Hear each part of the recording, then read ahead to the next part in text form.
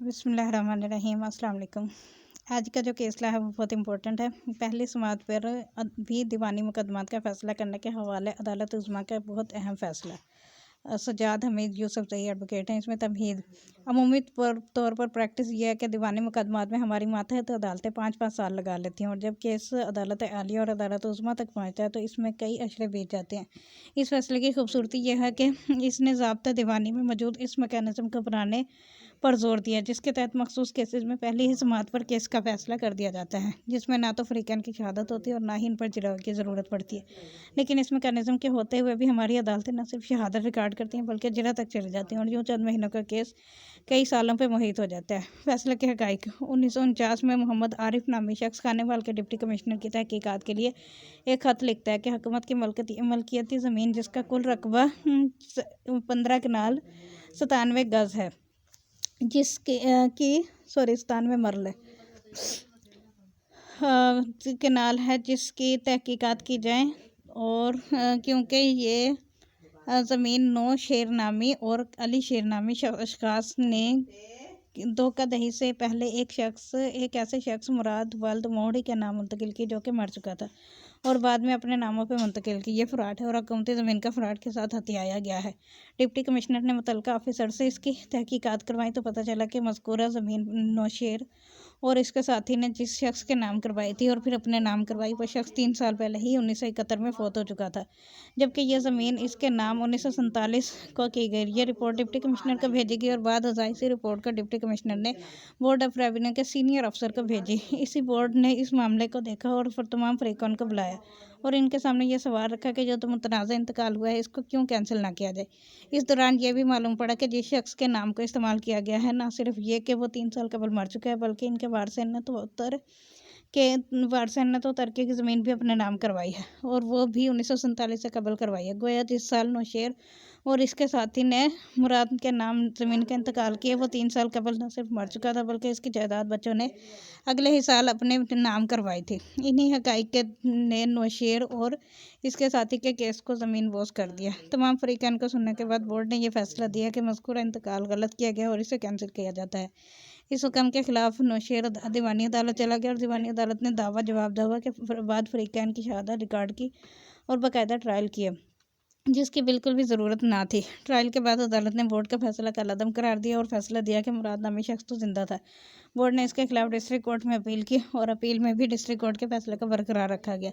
इसके बाद बोर्ड ने लाहौर अदालत आलिया में नज़रसानी की दरख्वास्त जमा की और लाहौर अदालत आलिया ने मातहत दोनों अदालतों के फैसलों को कलअदम करार दिया और बोर्ड के हक़ में फ़ैसला सुना दिया। नौशेर और इसका साथी अदालत उज़्मा में इस फैसले के खिलाफ गए और अदालत उज़्मा की जजमेंट इस केस में दी गई। अदालत उज़्मा ने कहा कि मजमूआ ज़ाब्ता दीवानी के ऑर्डर 12 से लेकर ऑर्डर 15 तक पूरा तरीक़ाकार मौजूद है जिसके तहत अदालत बाकायदा ट्रायल में जाए बगैर पहली ही समाअत पे मुतल्लिका रिकॉर्ड को देखकर फ़ैसला दे सकती है अगर ट्रायल की ज़रूरत महसूस ना हो।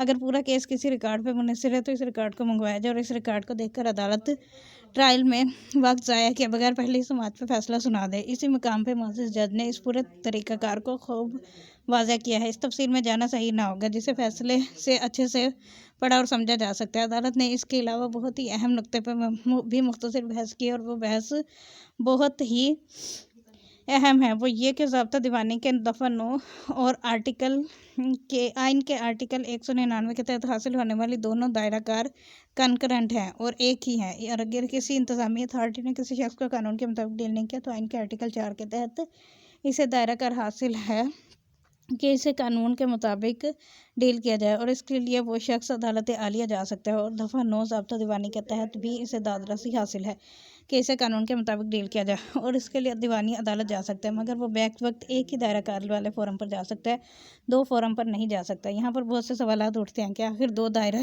कार के फ़ोरम्स कैसे एक साथ वजूद रख सकते हैं। क्या इसका मतलब ये होगा कि फ़रीक़ैन को दायरा कार तय करने का इख्तियार होगा कि किस अदालत में जाया जाए?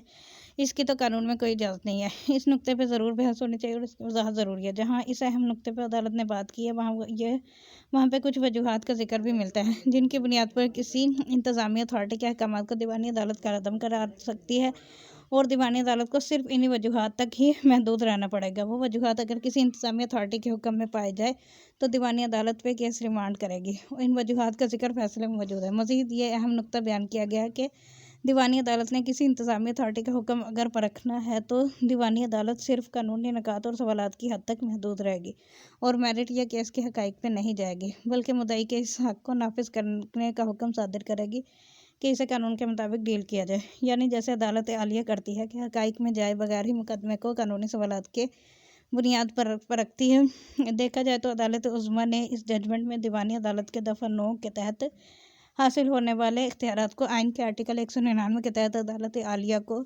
हासिल होने वाले इख्तियारात की तरह देखा है और डील किया है। जिस तरह अदालत आलिया दस्तूरी हक़ों का मुहाफ़िज़ है और किसी भी अथॉरिटी के हुक्म में अगर किसी शख्स का दस्तूरी हक़ मारा गया हो तो अदालत आलिया इस अथॉरिटी को हिदायत जारी कर सकती है कि मुद्दई या दरख्वास्त गुजार को कानून के मुताबिक निपटाया जाए। इसी तरह अदालत उज़्मा की यह जजमेंट कहती है कि दीवानी अदालत भी किसी इंतज़ामी अथॉरिटी को ऐसे ही हिदायत और अहकाम जारी कर सकती है। अदालत उज़्मा ने लाहौर अदालत आलिया का फ़ैसला बरकरार रखा जिसमें रेवेन्यू बोर्ड के फ़ैसले को सही करार दिया गया था और ज़मीन वापसी का हुक्म दिया गया था। ये फ़ैसला बहुत अहम है।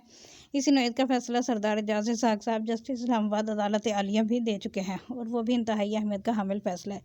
दोनों फ़ैसलों को पढ़ने और समझने की ज़रूरत है। ख़ासकर हमारी दीवानी अदालतों को चाहिए कि इन फ़ैसलों पर इंतज़ार करते हुए पहली ही समाअत में दीवानी मुकदमात का फ़ैसला सुनाए जिनमें कानून ने ऐसा करने को ज़रूरी करार दिया गया और जिन मुकदमात में ट्रायल में जाना एक बेमकसद अमल है।